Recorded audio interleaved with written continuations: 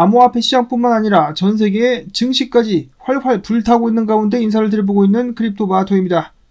저는 이번 주에 반등할 줄 알았습니다. 전 세계 모든 사람들이 추가적인 떡락을 보고 있길래 그럼 반등하겠지라고 생각을 했었는데 어설펐다. 완전하게 개떡락을 보여주고 있는 가운데 여전히 전 세계 투자자들은 두려움에 떨고 있습니다. 자, 그런가 하면 심지어 틱톡에서는 특정한 춤을 추게 되면은 트럼프의 관세에 대항할 수 있다라는 괴상한 또 춤 사위가 벌어지고 있다라고 하는데요. 아이들의 정신까지 나가게 만들어버린 도널드 트럼프의 말 그대로 무시무시한 관세 정책, 이러한 위기 상황을 역전시킬 수 있는 인물은 전 세계 단 한 명밖에 없죠. 바로 제롬 파월. 미국 연준 같은 경우는 오늘 비공개 회의를 가졌었다라고 하는데요. 이를 두고 몇몇 사람들은 긴급 금리 인하 같은 것을 기대를 해봤었으나 아직까지는 아무런 소식도 들려오고 있지 않습니다. 자, 한편 일본 증시 그리고 중국 증시 개작살이 나는데요. 일본 같은 경우는 관세에 대해 가지고 트럼프와 논의를 할 준비가 되어 있다라고 총리가 직접 밝히기도 했었습니다. 그런가 하면 유럽연합의 의장인 얼슬라 같은 경우도 관세에 관련해 가지고 미국과 논의할 준비가 되어 있다라고 밝히기도 하면서 관세 관련된 화제가 좀 진화가 되나 이런 기대감을 갖게 하기도 했었는데요. 역시 가장 큰 문제는 중국이다. 트럼프 같은 경우는 중국이 보복 관세를 철회하지 않으면 중국에 무려 50% 추가 관세를 부과하겠다라고 으름장을 놨습니다. 날짜도 밝혔는데요. 4월 8일까지, 미국 기준으로 4월 8일이니까 한국 시간으로는 내일 정도가 될 것 같은데요. 그때까지 보복 관세 철회하지 않으면 바로 그 다음날부터 50% 추가 관세 매겨버리겠다라고 강력한 경고를 날렸습니다. 그러면서 트럼프 같은 경우는 중국과의 무역 적자가 해결되기 전까지는 거래가 어렵다라고 벌써부터 딱 선을 긋기도 했었는데요. 자, 글쎄요. 만약에 정말로 50% 추가 관세를 중국에 부과하게 된다면 여러분도 아시다시피 저도 중국을 굉장히 싫어하긴 하지만은 안타깝게도 전 세계 거의 모든 상품이 메이드 인 차이나이기 때문에 중국에 대한 관세를 이렇게까지 크게 올리게 되면 미국인들은 생활이 불가능할 정도로 엄청난 물가 상승을 경험할 수밖에 없겠습니다. 정말 이거 어떻게 되려고 이러는 것인지 두 나라 중에 어느 나라가 결국 발을 뺄지 긴박한 순간들이 계속해서 이어지고 있는 가운데 오늘 한때나마 트럼프가 90일간 관세 부과를 일시 중단할 수도 있겠다라는 찌라시가 돌기도 했었는데요. 해당 소식은 가짜 뉴스로 밝혀졌습니다. CNBC가 앞뒤 안 가리고 트위터에서 본 내용을 보도를 해가지고 혼선이 빚어졌었다. 비트맥스의 창업자 알선 헤이즈 같은 경우는 트럼프가 이렇게까지 강하게 관세를 밀어붙일 수 있는 원동력에는 바로 미국 대통령의 지지층 상당수는 금융자산을 많이 보유하고 있지 않기 때문이다라고 이야기를 했는데요. 자, 그래도 은퇴는 해야 되는데 은퇴 자금이 지금 다 갈리고 있습니다. 뿐만 아니라 여기서 물가까지 더 오르게 된다면 삶이 팍팍해질 수밖에 없겠는데요. 잘못하다가는 트럼프 같은 경우도 많은 지지자 이탈을 우려해야 되는 그런 상황이 나오게 될 수도 있겠습니다. 골드만삭스 같은 경우는 미국의 경기 침체 확률을 45%로 상향 조정했다라고 하는데요. 실제 경기 침체에 빠질 경우 내년에 연준은 금리를 2%가량 완화할 것으로 내다보고 있었습니다. 연준도 참 답답한 것이 얘네들은 항상 한 발 늦게 대응을 한단 말이죠. 일찍 대응하는 것이 아니라 지금도 소위 말하는 골든타임을 놓쳐가지고 전 세계가 엉망이 되어가고 있는 상황. 이런 가운데서 블랙락의 CEO는 최근에 이렇게 발언을 했습니다. 내가 최근에 여러 회사들의 CEO들과 이야기를 했는데 거의 모든 회사의 CEO들이 미국이 경기 침체에 진입한 것으로 여기고 있었다. 즉 경기 침체가 이미 시작됐다라고 이야기를 한 것이죠. 이렇게 되면 투자자들로 하여금 패닉세를 유도할 수가 있겠는데요. 일단 아시아 같은 경우 증시 앞에서 제가 말씀을 드린 대로 난장판입니다. 니케이부터 시작해가지고 항생 13% 떡락, 달러는 약간의 강세를 보여주고 있는 가운데 미국 증시 이거 뭡니까? 떨어졌던 것을 지금 말아 올리고 있습니다. 반등 나오나요? 이거 아무리 봐도 연준이 개입을 좀 한 것 같죠? 개장 전까지 개같이 떨구다가 이제는 반등을 하고 있는 미국 증시. 자, 과연 오늘 양전으로다가 마감을 할 수 있을 것인가? 비트코인 같은 경우도 반등을 위한 몸부림 78,943달러, 이더리움은 다시 한번 사람들을 실망시키면서 한때 1,500달러 아래로까지 내려갔었다가 지금은 1,560달러 선에서 거래가 이어지고 있습니다. 자, 그리고 마이클 세일러 저번 주에는 비트를 매입하지 않았었다라고 하네요. 자, 근데 비트를 매입하는 조그만한 기업들도 있다라고 하는데요. 스매시 바이 세럴데이라는 곳에서 비트코인 저번 주에 3개 매집했다라고 합니다. 가지야. 이어서 원래 저번 주 미국 기준으로 4월 5일에 미국 정부가 보유한 비트코인 및 암호화폐 현황을 발표하기로 했었는데요. 얼렁뚱땅 그냥 넘어갔죠. 미국 연방 기관들 같은 경우는 오늘까지 재무부에 암호화폐 보유 현황을 보고를 해야 된다고 합니다. 다만 이걸 언제 취합해서 발표할지는 정확한 날짜는 나와 있지 않습니다. 이어서는 얼마 전에 불장이 끝났다라는 트윗을 올렸다가 문매를 맞고 사실은 하락장 시작이라는 것이 아니라 전고 돌파까지 6개월 정도 더 걸릴 수 있다라고 이야기를 하려던 것이었다라고 설명을 했었던 크립토코언트의 쭈기영 대표.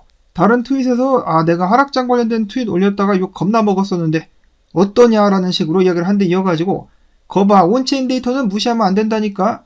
온체인 데이터는 시장 수요와 공급 역학을 이해하는데 필수적이야 라고 하면서 당당하게 다시 한번 비트코인 강세 사이클이 끝났다라고 이야기를 했습니다.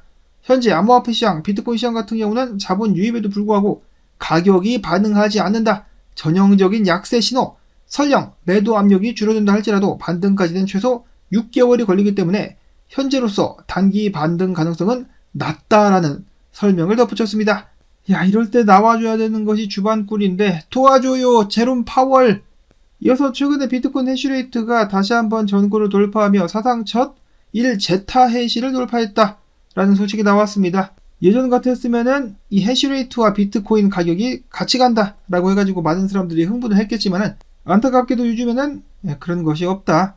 알리 마리티네즈 분석가는 지난 2개월 동안 비트코인 1000개 이상을 보유한 주소 숫자들, 고래들 숫자가 76개 이상 늘었다라면서 기관 수요가 증가하고 있음을 시사한다라고 이야기를 했으나 그럼에도 불구하고 비트코인 가격이 이렇게까지 빠졌다라는 거, 매수 이상으로 매도가 많이 나왔다라는 것을 알 수가 있겠습니다.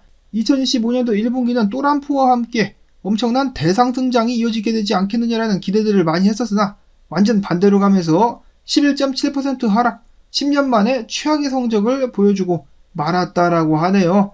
정말로 아쉽습니다. 한편 비트코인 CME 갭이 발생을 했는데 84,475달러. 언제쯤 반등을 주게 될지 모르겠지만은 해당 자리에 CME 갭이 새롭게 생성이 되었습니다. 자, 비트코인 같은 경우는 고점 대비 32%가량 지금 현재 하락을 하고 있다라고 하는데요. 과거 불장에서도 이 정도 하락은 있긴 있었기 때문에 절망할 정도는 아니지만은 지금 비트코인은 거의 마지막이라고 해야 될까요? 이 자리까지 무너지게 된다면 더 이상 뒤가 없는 그러한 벼랑 끝에 몰려 있습니다. 이런 식으로 지금 현재 과거 고점 추세선을 테스트를 했는데 지금부터 반등하지 않는다라면은 케빈 스펜슨 분석가도 이야기를 하고 있는 것처럼 지금부터 반등하지 않는다라면은 추가적인 하락과 함께 이것이 가짜 상승이 되면서 더욱더 큰 폭락을 맞이하게 되게 될 수도 있겠습니다. 자, 그러나 역대 불장들을 봤을 때 과거 고점을 이렇게 테스트하는 움직임 항상 있어 왔었거든요. 그래서 만약에 과거가 반복이 될 수가 있다라면은 지금부터 반등 및 상승이 나오게 될 수도 있다라는 것이죠. 자, 근데 더 이상은 여유가 많이 없다. 지금부터는 뭔가를 보여주는 수밖에는 없는 비트코인, 아니면은 추가적인 하락 피해갈 수가 없겠습니다. 카스틸로 트레이딩 분석가 같은 경우는 지금은 내가 봤을 때 쇼칠 자리는 아닌 것 같다. 반등을 예상을 해보면서 해당 추세를 뚫고 안착하는 모습을 볼 수 있다라면은 롱을 치겠다라고 이야기를 했습니다. 그러면은 상승할 가능성이 있다라는 것이죠. 비트코인 크게 떨어진 것 같지만은 그래도 아직까지 최근 범위 내에서 거래가 되고 있기 때문에 반등할 가능성 충분히 있다라고 이야기를 하고 있었습니다. 자, 그런가 하면은 최근에 비트코인 고점 및 하락을 정확히 맞춘 로만 분석가 같은 경우는 비트코인이라든지 암호화폐 매수는 들어가지 않지만은 미국 증시는 줍기 시작했다라고 이야기를 하며 SPY QQQ를 최근에 매집했다라고 밝혔습니다. 즉 조만간에 미국 증시가 반등하게 될 것이다라고 보고 있다라는 것이죠. 추가적인 하락을 하게 된다라면은 밑에서 더 사겠다라고 이야기를 했는데, 자, 미국 증시가 반등할 수 있다라면은 비트코인도 당연히 반등할 수가 있겠습니다. 닥터 프라핏 같은 경우는 이야기하기를 야야야야야 내 말이 맞았지 내가 짱임이라고 이야기를 하면서, 자, 비트코인은 어제 있었던 하락을 통해 가지고 바닥을 찍었거나 이게 바닥이 아니라면은 지금부터 추가적인 개떡락이 기다리고 있다라고 밝혔습니다. 어느 정도 시간을 가지고 좀 분석을 해봐야겠다라고 이야기를 한 닥터 프라핏 분석가. 본인은 단기적으로 약세를 받지만은 비트코인은 2030년도까지 50만 달러까지 갈 것이라는 것을 확신하고 있다라고 합니다.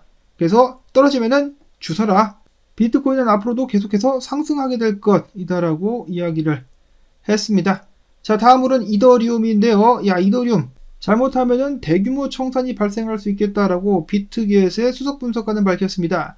자, 비트가 그나마 7만 달러 선을 지켜주는 것은 바로 비트코인 채굴 비용, 비트코인 하나 채굴하는데 6만에서 6만 5천 달러가 들기 때문에 해당 자리가 지지선 역할을 하기 때문이다 라고 이야기를 하면서, 반면에 이더리움 같은 경우는 4억 8천만 달러 규모 물량이 현재 청산 위기에 직면해 있으며 온체인 활동이 저조한데다가 그래서 물량도 감소 중이다.